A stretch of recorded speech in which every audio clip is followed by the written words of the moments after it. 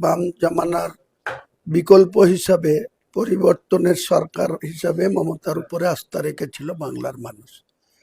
প্রথম 5 বছর 11 থেকে 16 মোটামুটি ভাবে ভালো চালিয়েছিল।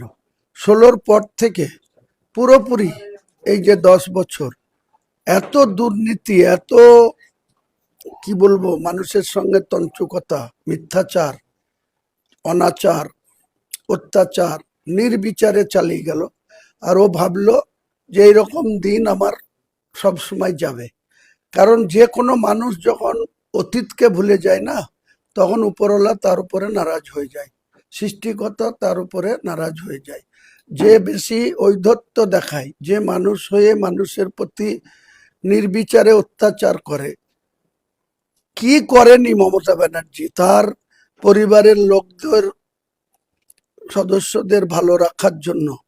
নির্বিচারে বাংলার মানুষের উপরে পুলিশের জুলুম, ল্যান্ড দপ্তরের জুলুম, স্বাস্থ্য দপ্তরের স্বাস্থ্য সাথীর কার্ডের নামে আধিকারিকদের দিয়ে নির্বিচারে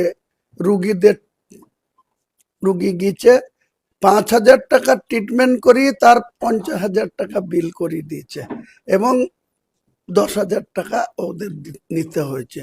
সব জায়গাতে পকেট মানি, সব জায়গাতে দুর্নীতি, সব জায়গাতে তোলাবাজি। নমস্কার, আমি কুণাল ঘোষ, বেলেঘাটা বিধানসভা কেন্দ্রে বিধানসভা নির্বাচনে জয়ী তৃণমূল কংগ্রেসের প্রার্থী। আমি প্রথমেই বেলেঘাটার সমস্ত নাগরিককে যারা ভোট দিয়েছেন বা ভোট দেননি প্রত্যেককে আমার নমস্কার জানাচ্ছি, বড়দের প্রণাম জানাচ্ছি। আপনারা আমাকে তৃণমূলের প্রার্থী হিসাবে গ্রহণ করেছেন এবং এলাকার বিধায়ক হিসাবে বিধানসভায় পাঠিয়েছেন। আমি নিশ্চিত যে আমি তৃণমূল পরিবারের তাদের সদস্যদের, তৃণমূল যারা করেন সংগঠন, গণসংগঠন, প্রকৃত কর্মী, বুথ কর্মী, আমি নিশ্চিতভাবে তাদের পাশে থাকব। আবার বিধায়ক হিসেবে আমি যখন কাজ করব তখন শুধু তৃণমূল নয়, অন্যান্য যে যে রাজনৈতিক দল তাদের যদি কোনো উপকারে আমি লাগি, এলাকার সামগ্রিক উন্নয়নে যা যা আমার করণীয়, সেখানে আমি কোনো রকম দল, মত, জাতি, ধর্ম এসব দেখার কোনো প্রশ্ন নেই। আমি নিশ্চিতভাবে তৃণমূল কংগ্রেসের সৈনিক ছিলাম, আছি, থাকব। রাজ্যে যে সরকার এসছেন তাতে তারা যদি ভালো কাজ করেন, তাতে একজন গঠনমূলক বিরোধীর ভূমিকায় থেকে নিশ্চিতভাবে সেখানে আমরা সহযোগিতা করব। কিন্তু যেখানে জনবিরোধী বা মানুষের ক্ষতি বা বাংলার ক্ষতির বিষয় হয়, বা যে যে প্রতিশ্রুতি তারা দিয়েছেন মানুষকে প্রভাবিত করতে, সেগুলি যদি পালিত না হয়, সেক্ষেত্রে আমরা গঠনমূলকভাবে বিরোধী দলের ভূমিকা আমরা পালন করব। পাশাপাশি একটা কথা বলবো, বেলেঘাটা জুড়ে অন্যান্য আরো অনেক জায়গা থেকে খবর আসছে, আমি বেলেঘাটার কথা বলছি, অতি উৎসাহী বিজেপি কর্মীদের লাগাম ছাড়া সন্ত্রাসের খবর আসছে। একটি মৃত্যুর খবর এসছে, তার বিস্তারিত নেওয়া হচ্ছে 35 নম্বর ওয়ার্ডে। 57 নম্বর ওয়ার্ডে ব্যাপক ভাঙচুর, দোকান দখল, মানুষের ঘর থেকে বার করে দেওয়া, এগুলো চলছে। 33 নম্বর ওয়ার্ডে পবিত্র বিশ্বাসের পার্টি অফিসে হামলা করে নৃশংসভাবে পবিত্রবাবুকে মারা হয়েছে। 30 নম্বর ওয়ার্ডে ভাঙচুর চলছে। 28-এ 2-1 একটু ওড়ার চেষ্টা করেছেন। তো এখন এগুলো তো কাম্য নয়। আমি শুধু আমার কথা বলতে পারি, 21 সালে নিজেদের বাড়াবাড়ির জন্য যে বিজেপি কর্মীরা 2-1 অন্য কেন্দ্রে, বেলেঘাটাও নয়, অন্য আরেকটি কেন্দ্রে ঘর ছাড়া ছিল এবং আমার কাছে এসেছিল, আমি কুণাল ঘোষ নিজে তার এলাকায় নিয়ে গিয়ে পুলিশকে বলে তাদের এলাকায় গিয়ে বাড়িতে ঢুকিয়ে দিয়ে তৃণমূলের বাকিদের বলে এসেছিলাম কোন রকম যেন ডিস্টারবেন্স নয়। আর তিনিও বলেছিলেন বিজেপি কর্মী, আমি একটু অতি উৎসাহী হয়ে উঠেছিলাম, আমারও অতটা করা ঠিক হয়নি, সবাইকে তো একসঙ্গে থাকতে হয়। তো ফলে আমি সেরম একটি লোক যে আজকে বেলেঘাটা বিধানসভায় আমি বিধায়ক নির্বাচিত হয়েছি। তো এখন সেখানে সেই বেলেঘাটা বিধানসভায় কেন আপনারা হামলা করছেন বিজেপি? আমি কোনো হামলা বা অন্যায়কে কোনোদিন প্রশ্রয় দিয়েছি? কেউ বলবেন না।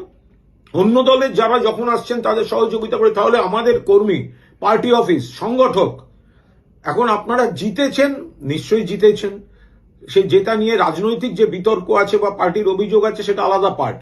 আপনারা দেখছেন আপনারা জিতেছেন, তার মানে এই নয় যে কেন্দ্রে আপনারা হেরেছেন সেখানে গিয়ে আপনারা এই হামলাগুলি করবেন। আমি আপনাদের অনুরোধ করছি যে দেখুন, একদিনের ব্যাপার নয় রাজনীতিটা, একটা ভোটেরও ব্যাপার নয়। তো আসুন সবাই মিলে করি। মানুষ আমাকে সুযোগ দিয়েছেন, আমি জিতেছি। কাল যারা গন্ডগোল করছিলেন আমার কাউন্টিং এর ওখানে, সে বিস্তারিত যাচ্ছি না, তারাও শেষে করমর্দন করে বলে গেলেন দিনের শেষে আপনি বিধায়ক, আমাদের সব যোগাযোগ থাকবে। আমিও সেটা খোলা মনে গ্রহণ করছি। কিন্তু এইভাবে বেলেঘাটার বিভিন্ন কেন্দ্রে, ওয়ার্ডে যে হামলা, একটি প্রাণহানির ঘটনাও ঘটে গিয়েছে, তার বিস্তারিত পুলিশ জানাবে। আর আমি তার সমস্ত জায়গাটা যোগাযোগ রাখছি। পুলিশকে বলা হয়েছে, আমার নির্বাচনী এজেন্ট আইনজীবী অয়ন চক্রবর্তী সংশ্লিষ্ট মহলে সমস্ত অভিযোগ দায়ের করছেন। ওসির সঙ্গে কথা হয়েছে, যা যা করণীয় শান্তি ফেরানোর করছি। কিন্তু বিজেপিকে বলছি, গতবার যে ব্যক্তি আপনাদের ঘরছাড়াদের নিজে দাঁড়িয়ে থেকে বাড়ি ফিরিয়েছে, এবার আমার ভোটের আগে আমাদের ছেলেরা অতি উৎসাহে কাজ করলে, সিপিএম এর পোস্টারের উপর পোস্টার মারলে আমি দাঁড়িয়ে আমার নিজের পোস্টার ছেড়ে দিয়েছি।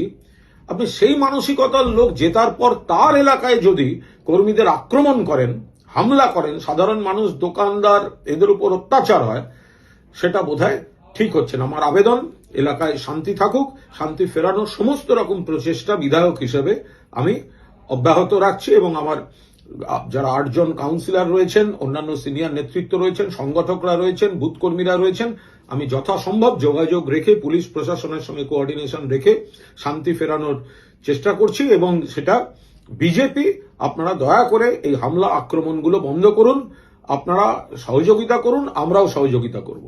ধন্যবাদ। কারো যদি চর্বি জমে, কারো গাড়িতে হাত তুলো, থানা তুলে নিয়ে গেলে আমি তার গাড়ি বাদ দেবো না। ওই নটোরিয়াস ক্রিমিনালের বিরুদ্ধে ভোটটা আমাকে এই জন্যই দিয়েছে, ভাঙড়ের মানুষ শান্তি চায়। আমি কারো দায়িত্ব নেবো না, তখন বলে দিলাম। আর যদি বলো তোমাদের ভোটে হয়েছে, আসো আমি সার্টিফিকেট ছিঁড়ে ফেলে দিচ্ছি, ওই সার্টিফিকেট আমার দরকার নেই। মানুষের চোখ দিয়ে পানি বেরোবে, ও দরকার নেই, বলো আমি বাড়ি থেকে এনে ছিঁড়ে ফেলে দেবো। আমার এমএলএ হওয়ার শখ নেই, মানুষকে কাঁদাবে কেউ, আমি তাতে নেই ভাই। আমার পরিবার আমাকে বড় ভাইজান তাড়িয়ে পাঠিয়েছে আজকে এখানে। আজকে আমার এখানে আসার কথা ছিল না, আমার অন্য প্রোগ্রাম ছিল। আমি ভাই ওই কাজ করতে পারবো না বলে দিচ্ছি। যদি যদি যদি মারের বদলা মারি হয়, চোখের বদলা চোর হয়, সব তো পৃথিবীটা একদম অন্ধ হয়ে যাবে। আজকে তোমার হাতে ক্ষমতা এসছে, তুমি পিটলে, কালকে পরশু তার হাত ক্ষমতা আসবে, সে পিটবে তোমাকে। মার তো চলতে থাকবে, মার বন্ধ করতে হবে না। আমি সাধারণ মানুষের উদ্দেশ্যে বলছি, কারো প্ররোচনায় পা দেবে না, পুলিশ তুলে নিয়ে চলে যাবে, আর নওশাদ তার পাশে তখন থাকবে না। হিংসায় যুক্ত থাকলে বা হিংসা হচ্ছে, দাঁড়িয়ে আছে, তুলে নিয়ে চলে গেলে আমাকে ফোন করলে আমি কিন্তু আর ছাড়াতে পারবো না। এমনি সময় আমার যত ছেলেকে গ্রেফতার করেছে আমি মালা পরিয়ে বাড়িতে পাঠিয়েছি, তাই তো? কিন্তু আমার ছেলের দোষ ছিল না, তাই আমি মালা পরিয়ে ঘরে ঢুকিয়েছি। যদি ভাই কেউ হিংসা হচ্ছে, সেখানে দাঁড়িয়ে আছো, তোমাকে এসে পুলিশ তুলে নিয়ে গেছে, আমি কিন্তু তার পাশে থাকবো না। আমি হিংসা ভাই করবো না। আমি হিংসা, তাকে যদি বলে ভাইয়া আমরা ভোট দিয়ে জিতালাম, বলো, আমি এসে সার্টিফিকেট ছিঁড়ে ফেলে দিচ্ছি, ভোট করা অফিসার।